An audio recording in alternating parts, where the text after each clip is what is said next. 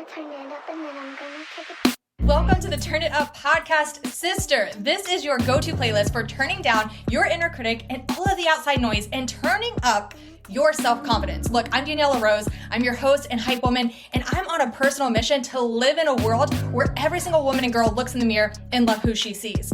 So I'm here to bring you weekly playlists with actionable tips and inspiring stories from powerhouse women to help you live the life that you love in a body that you truly appreciate. So if you're ready to laugh, learn, and totally let go of what's holding you back and get real about unleashing the powerhouse, confident version of you that's already inside of you, then go ahead and turn it up. Let's go.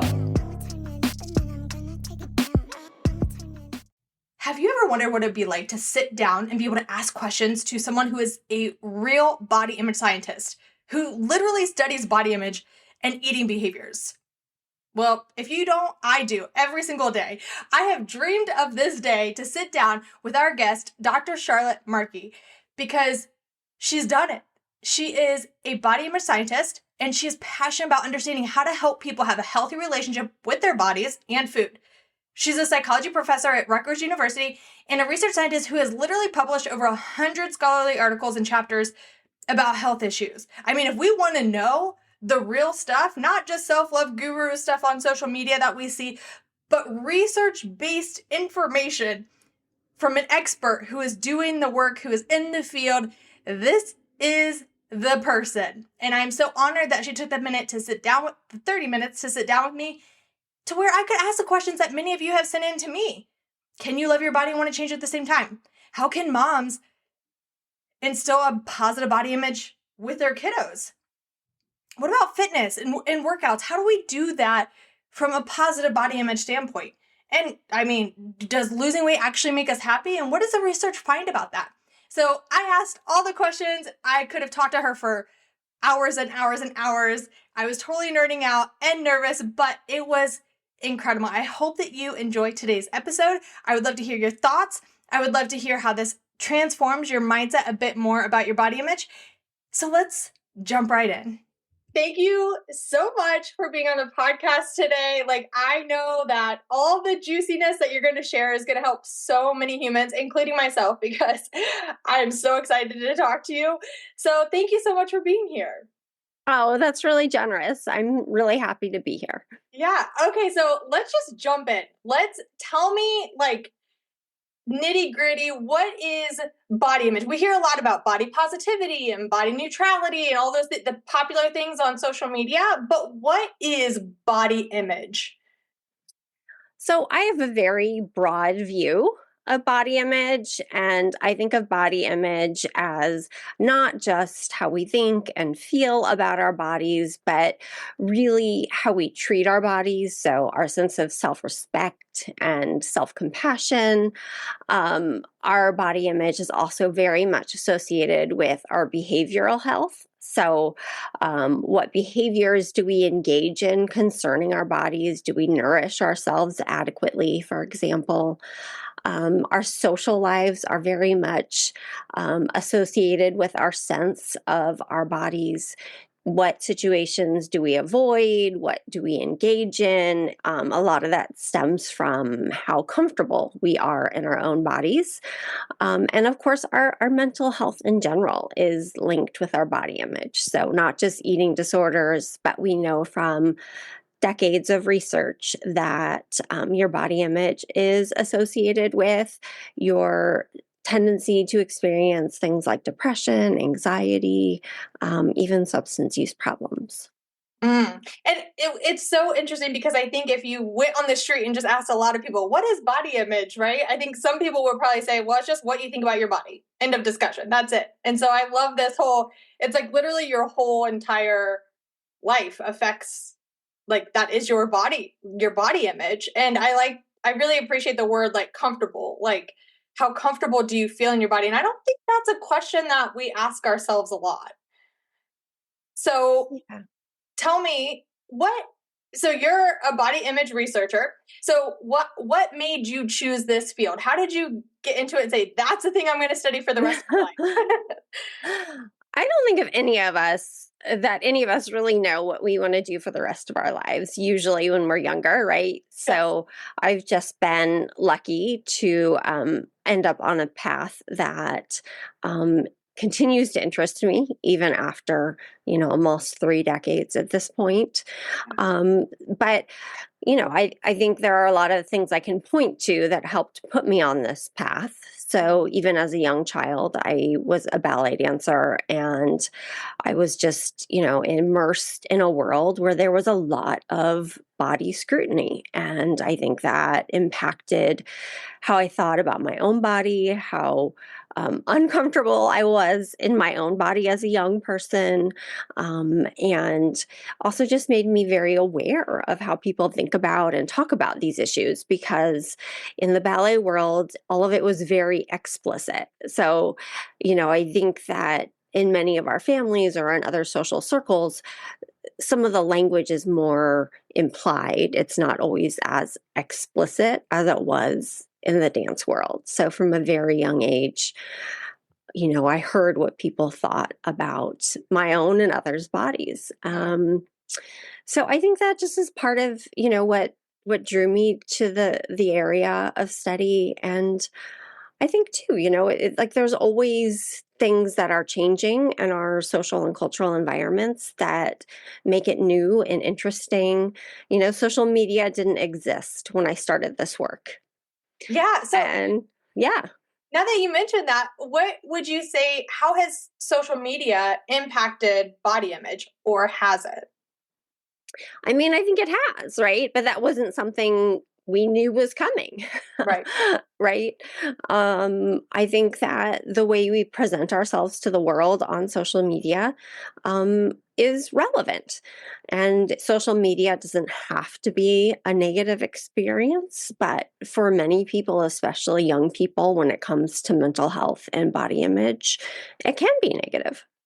Yeah. So what if, mom is listening right now and she's like, yes, of course, social media is the problem. But we also know that that's the world we live in, and kids, that's where they hang out, And so what can moms, or just humans in general that are passionate about helping kids have a more positive body image, what can we do in regards to social media to try to help with that? Well, I talk about this a lot in Adultish and all of my body image books, because I think it's something we really need to be thoughtful about in order to protect kids' mental health, but also adults need to be thinking about these things in a thoughtful way. Um, and a lot of it is, I think, knowing how to make all of these algorithms work for us. So, one of the interesting things about social media is that we drive the algorithms to a large extent, right? Who we like, who we follow, we click on, then we get more of that. So we have to be careful where we're clicking, so to speak. If if we want to get information that's going to be adaptive, that's going to be evidence-based, that's going to be supportive of our mental health. So I think young people need to hear about that, need to be, really taught media literacy. I mean, I think that this is probably the most important and completely neglected area of public health right now, is just teaching young people media literacy. Because if they're going to go to social media for all health information, they need to know how to decipher what's real and what's not. Yeah. No, that's great. So if I am someone who is posting on social media and I want to make sure that I have information and things going out that are, supporting a positive body image, what are some things that you have seen, have researched, have like just know that what is helpful for people to see and what is not helpful? I've read a lot of things, right? If we keep showing our cellulite and our wrinkles and our rolls and saying this is normal, all we're doing is continuing to think about our bodies, right? We're not getting out of that mindset of my body is the most important thing. So what would your response to that be, and what do you think that we should be doing and sharing to help? Well, I think it is important that we see body diversity in media and public spaces, that we're not just focused in on ideal bodies that no one can actually achieve. So I think it's okay sometimes to share some of our Okay. imperfections or to be less curated in some of what we present.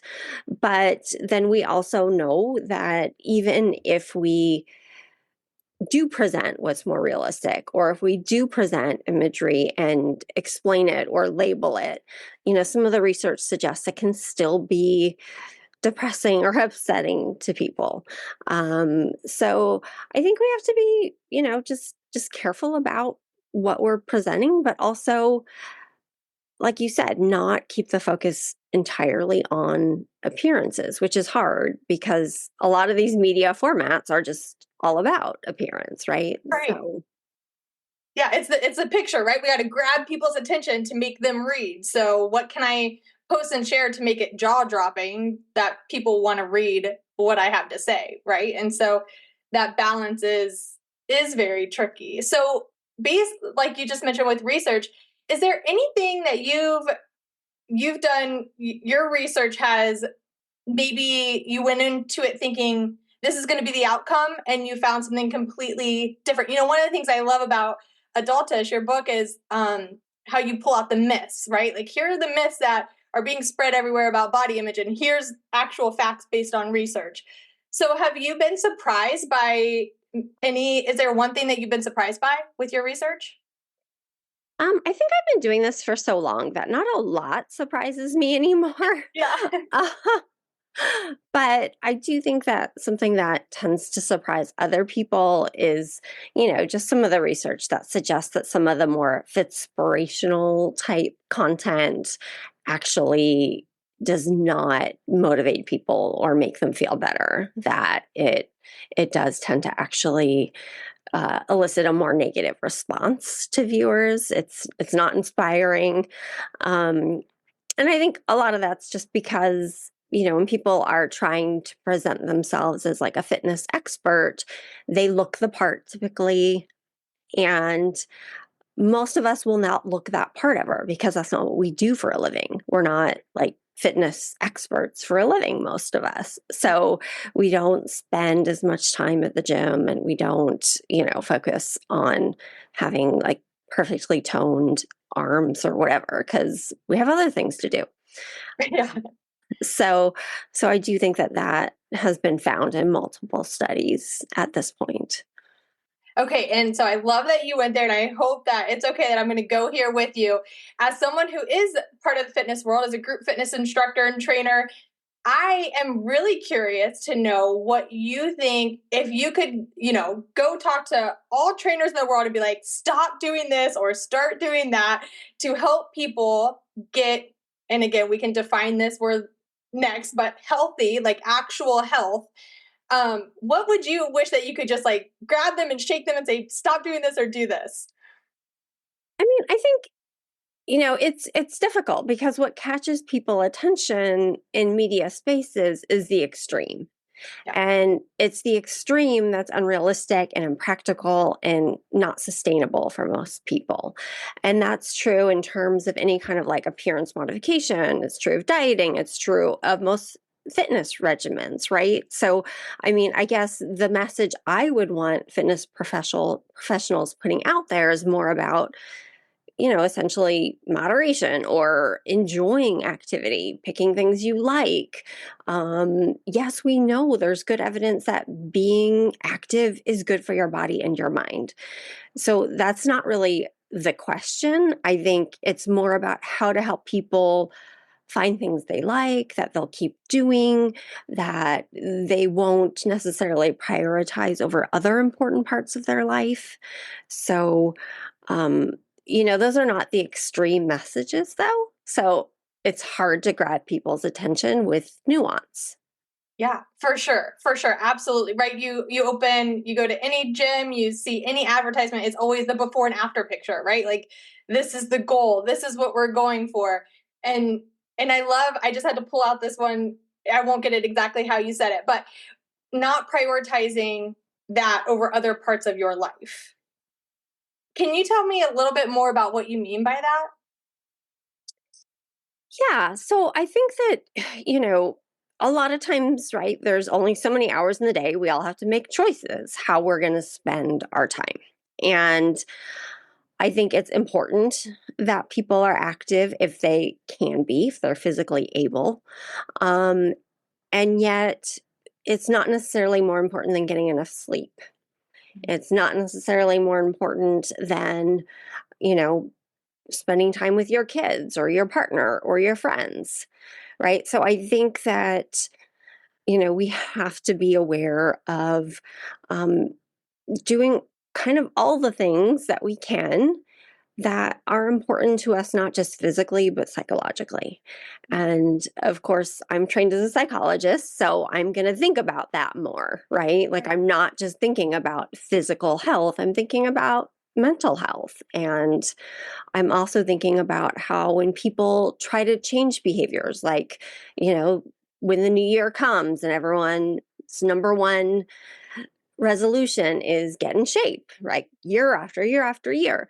There's a reason why people pick the same New Year's resolution year after year after year. And it's because they can't maintain it, right? So, as someone who has studied behavior change, I like to think about it in terms of like, well, what could you actually maintain? What would actually be satisfying and rewarding to you, and not neglect those other areas of your life that should also be important to you? Yeah. Oh, mic drop right there. I love that so much because I do think when we do go trying to make a behavior change, we drop everything, and it's like that is number one focus. And if we really think about it in our life, like that's probably not our top priority, right? Like having six-pack abs for me is not a top priority, but I might spend my whole time and energy trying to achieve that because that's what I've been sold and told that I should be doing. So I love that. Now, one question that a lot of people, when I go on my tangents and I start, quoting books like adultish, uh, they always say, "Well, can you love your body and want to change it at the same time?" What would be I your lo- response to that? Yeah, I love this question. It's something I I don't think I struggle with in answering for myself, but I feel like sometimes it's hard to provide a compelling answer to other people because a lot of people think these are mutually exclusive. And I think an analogy can be helpful here. So the analogy I like to use is um, like I've been studying in my chosen field for many, many years, and I think I'm reasonably intelligent in this area, right? So I am content and sort of accepting of what I know in my I guess, intelligence or whatever. Um, but also I'm continually reading. I'm continually trying to learn more. And that's not because I think I'm inadequate in any way. It's because I want to improve still. It's because I want to learn what's new or what's better. And I think if we think about ourselves in other domains in a similar way, that can be a useful approach, right? Like, I can think I generally like my body. I'm pretty comfortable in my own skin, but and this is true as I'm getting older, I do think more about my strength and making sure that for the long haul, this body is going to carry me through life. And so when I was younger, I didn't care about like strength training at all. And it's not my favorite thing to do, but it's something I think about more now because even though I don't feel like, I'm not aiming for like a six pack. Um, I still want my core strength to help support me. So if I fall or something, I don't break a hip, right? Yeah, and I love that you said that too because I just recently went to the doctor and was like, "Oh, my lower back is hurting," and she says, "Do some core exercise, right? We need strength," and so it's one of those things where a lot of times, from my experience, right, I only heard women and people talking about going to the gym and working out just to lose weight. It wasn't to have a strong core. It wasn't to be strong. It wasn't to help our bones. It was just a tool to lose weight. Same with food. Food was a tool to lose weight. It wasn't a way to nourish your body and feel better and have energy and all of those things. And I really like that part of your book too, where you mention that, a lot of people, when they start thinking about intuitive eating or different things like that, we think that, oh, well, you just do whatever you want, right? And in your book, you talk a lot about these things of, no, like when you actually listen to your body, it will tell you what it needs and how, like, and so I just really appreciate those pieces too that are so helpful. I know this is a book for young adults. I am not considered a young adult, but this book is so good. So I've been telling moms and everyone, like, you should read this because it just touches on those things that's so important. I want to kind of go back a little when we were talking about fitness and weight. I think a lot of people have this conception that if I just lose weight, right, and I get closer to those beauty standards that are set, I might not reach them, right? Because we know we're never going to reach those. But I get closer to that, that means I'll be happier, I'll be healthier, I'll have a positive body image. So, can you talk a little bit about how do we work on our body image, or is it something that a positive body image will come when I lose weight, or what does that nuance look like? So I think that the message we're sold typically in the media, and especially when it comes to different products and plans, is like you need to change yourself. And once you change yourself, you'll feel good about yourself. In other words, there's all these things that are wrong with you. So work on them and then you'll feel good. And of course, none of us are perfect. All of us have things wrong with ourselves, whether it be, psychologically or physically or whatever, right? I mean, none of us are perfect. No. But I mean, the goal is not perfection. So, I think most of the data suggest that body image is much more psychological and much less dependent on our physical appearance than people realize. And so, sort of building up that sense of comfort with who we are um, is a mental process more than something we can, achieve by transforming our external self. And some of the good evidence for this comes from, I think, the eating disorder literature, the body dysmorphia literature, that, there's a lot of research to suggest that when people start to change their appearance, they don't tend to feel better. They then tend to want to change it more. So it's not like, oh, I lost 5 pounds. Great. I feel good now. It's like, now I want to lose 5 more pounds, right? And the same thing we even see when people pursue cosmetic surgery. It's not like, oh, I fixed my nose, fix being in quotes here. Um, Great, I'm done. No, it's then usually people go back. Repeat customers are the largest segment of cosmetic surgery consumers. So I fix, again in quotes, I fixed my nose. All right, now I want to fix my stomach, right? So there's never really an end point is the problem. And so if you think about it like, oh, I have to do all these external things and then I'll feel good, I think you're setting yourself up for like a very, very long process. um, and and so we really want to think more about like, can we work on our mental health and shoring up our sense of security with ourselves, regardless of what's going on sort of on the outside. Okay, so let's say I wake up today with a poor body image, right? I've heard you talk about this a lot. Just because someone says that they love and appreciate their body doesn't mean that every single day they wake up and they're like, I love my body, right? So let's say I wake up today, negative body image, I'm just really in a funk. Are there tips and strategies and things that work for people to help them, even just throughout the day? Maybe not long term, maybe that's a bigger process, but just in the day, are there things that people can do to help with their body image? So it's important when we have those days, because we all have those days, to regard ourselves very compassionately, right? So to acknowledge it, like, okay, I don't feel great today. Everyone has these days. I'm not going to do anything drastic. This isn't about punishing myself for feeling this way, because feeling this way is pretty normal.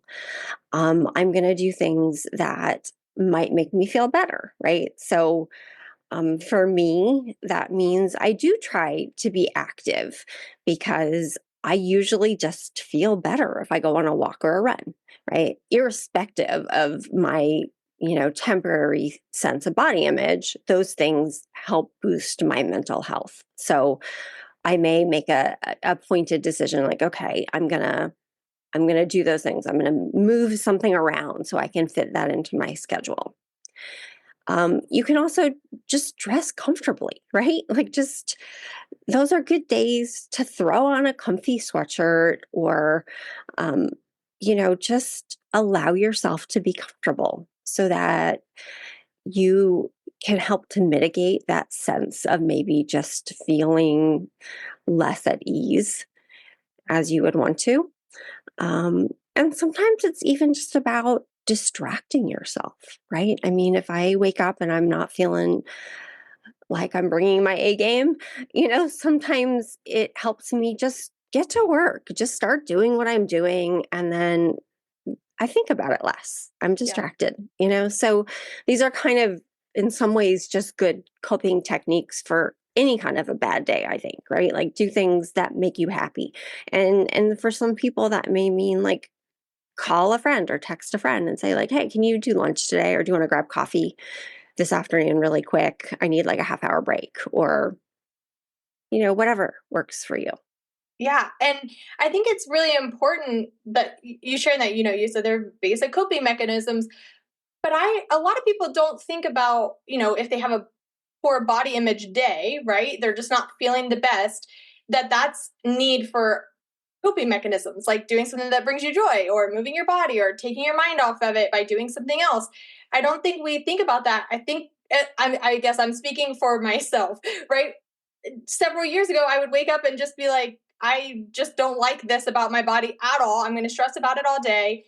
But this is normal because, right? Like, a lot of women experience this. I've heard this all growing up that, we complain about our legs, we complain about our bellies, we complain about all these things. And that's just the way that it is. And so I would have never thought to just say, I can do something, right? I think we have more, what you're sharing, I think, tells us that we have more control than we think that we do, right? When we have those thoughts that we can do something, like, we don't have control, but we can do something about it. It doesn't have to just be the way that it is, right? I think that's right. But I think we have to be careful in thinking about control Okay. because our bodies are going to change across our lifetime no matter what we do. Like, we don't have complete control, right? Because our Right. bodies are aging every day. And especially for women, if they experience, pregnancy or are raising young children and dealing with a postpartum body or dealing with perimenopause or menopause. I mean, there's just a lot of times in our lives where we don't have total control. We can cope, we can do those things we talked about. And I would say that for most people, those are pretty adaptive coping strategies. And we want to try to avoid maladaptive coping strategies, which is then, maybe waking up and feeling really uncomfortable and bloated or something and thinking, I'm not going to have breakfast, or I'm going to, not nourish myself properly because this is how I feel, Mm. or over exercise or whatever it may be, right? So there's certainly more adaptive ways, right? Like connecting with someone socially or distracting yourself, right? These are usually adaptive coping strategies, but we don't want to let our sort of more neurotic brains take us to maladaptive places. Yeah. Thank you for pointing that out. Yeah. Control wasn't the right word, right? So we're focused on the actions, right? Knowing that we have the ability to take actions that can help us to feel better with those thoughts. Thank you.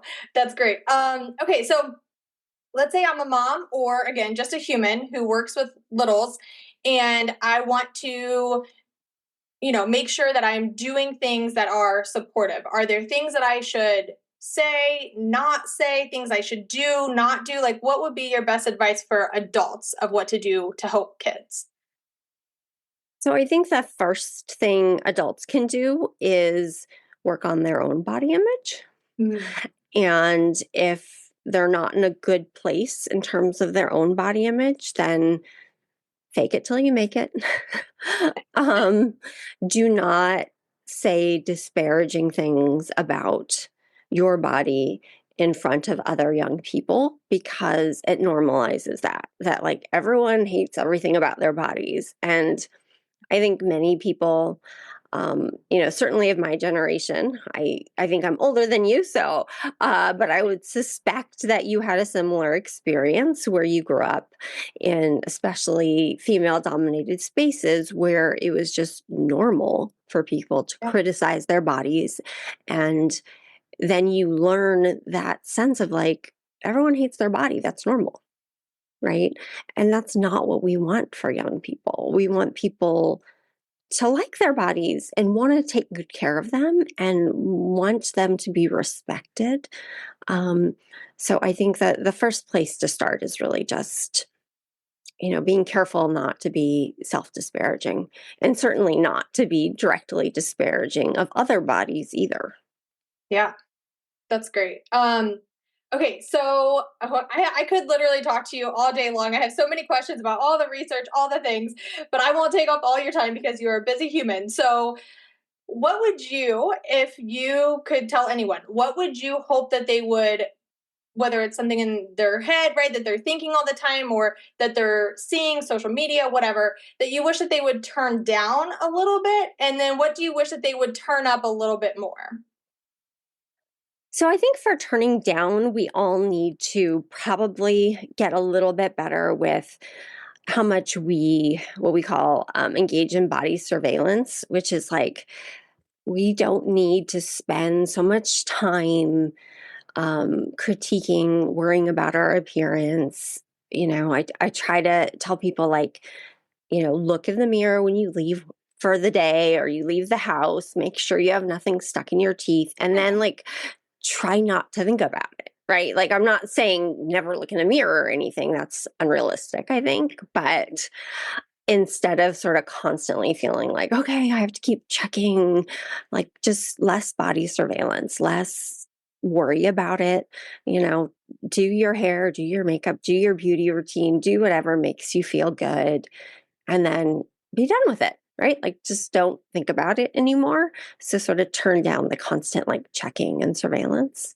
In terms of what we can do more, I think that we have to get better at, when we talk about our bodies, doing it in a more positive way, right? I think everyone's so afraid to sound like they're bragging or like full of themselves, or,